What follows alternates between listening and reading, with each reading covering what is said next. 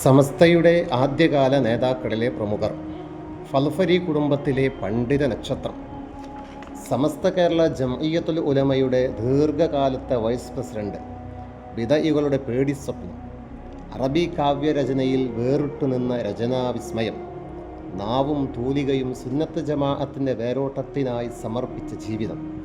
അങ്ങനെ അനേകം വിശേഷണങ്ങളുടെ ഉടമയായിരുന്നു മഹാനായ ഷെയ്ഖുന അബ്ദുൽ ഖാദർ ഫൽഫരി എന്ന മഹാപണ്ഡിതൻ.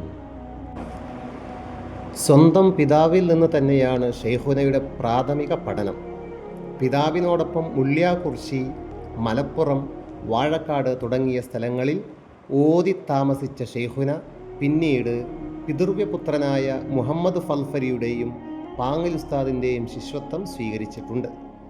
പിതാവിൻ്റെ വഫാത്തിനു ശേഷം ഉന്നത പഠനത്തിനായി ഹിജറ 1337 വെല്ലൂർ ബാക്കിയാത്തിൽ ചേർന്ന് ഷെയ്ഖുന അവിടെ വെച്ച് ഷെയ്ഖ് അബ്ദുൽ ജബ്ബാർ ഹസ്രത്ത്, അബ്ദുറഹീം ആദൂരി, അബ്ദുൽ അസീസ് വെല്ലൂരി, ആദം ഹൽറത്ത് എന്നിവരുടെ ശിഷ്യത്വം സ്വീകരിച്ചു.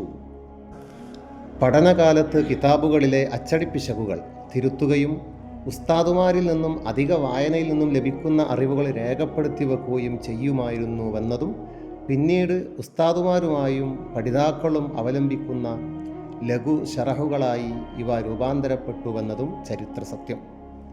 പ്രമുഖ ദർസി കിതാബുകളായ ഷറഹുൽ അൽഫിയ, ഫത്ഹുൽ മൊയ്ൻ, തഫ്സീറുൽ ജലാലൈനി, മുഖ്തസർ തുടങ്ങിയവ ഇങ്ങനെ അനുബന്ധങ്ങൾ ചേർത്തവയിൽ പെട്ടവയാണ്. നെല്ലിക്കുത്ത് മട്ടായിൽ കുഞ്ഞാലി ഹാജിയുടെ മകൾ ബിയു, പെരിമ്പലം കൂരിമണ്ണിൽ കുഞ്ഞാലി ഹാജിയുടെ മകൾ ഫാത്തിമ എന്നിവർ ഭാര്യമാരാണ്. 2 ഭാര്യമാരുമായി 7 മക്കളുണ്ട്.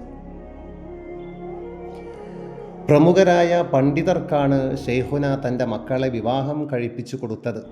അവരുടെ പേരുകൾ ഇങ്ങനെ വായിക്കാം: കരിഞ്ചാപ്പാടി അബ്ദുള്ള മുസ്ലിയാർ, അബ്ദുറഹ്മാൻ ഫൽഫരി എന്ന കുട്ടി മുസ്ലിയാർ, അരിപ്ര അബ്ദുൽ ഖാദർ എന്ന കായ് മുസ്ലിയാർ, പൂന്താനം എൻ അബ്ദുള്ള മുസ്ലിയാർ, കാടേരി അബ്ദുൽ വഹാബ് മുസ്ലിയാർ.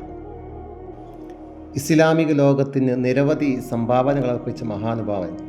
1944 ഹിജറ 1363 റജബ് 17 ശനിയാഴ്ചയായിരുന്നു ഷെയ്ഖുനയുടെ വഫാത്ത്. പിതാവിൻ്റെ സമീപത്തായി പെരുമ്പലം ജുമാ മസ്ജിദിലാണ് അന്ത്യവിശ്രമം. അഹമ്മദ് കോയ ശാലിയാത്തി, കിടങ്ങയം KT ഇബ്രാഹിം മുസ്ലിയാർ, പള്ളിപ്പുറം കൊളത്താത്ത് മൊയ്തീൻ കുട്ടി മുസ്ലിയാർ, കാടേരി മുഹമ്മദ് അബ്ദുൽ കമാൽ മുസ്ലിയാർ, കാട്ടുങ്ങൽ ആറ്റക്കോയത്തങ്ങൾ തുടങ്ങിയവർ ഷെയ്ഖുനയെക്കുറിച്ച് അനുശോചന കാവ്യം രചിച്ചിട്ടുണ്ട്. മഹാനുഭാവൻ്റെ കൂടെ അല്ലാഹു തആല നമ്മെയും ജന്നാത്തുൽ ഫിർദൗസിൽ ഒരുമിച്ച് കൂട്ടി അനുഗ്രഹിക്കട്ടെ.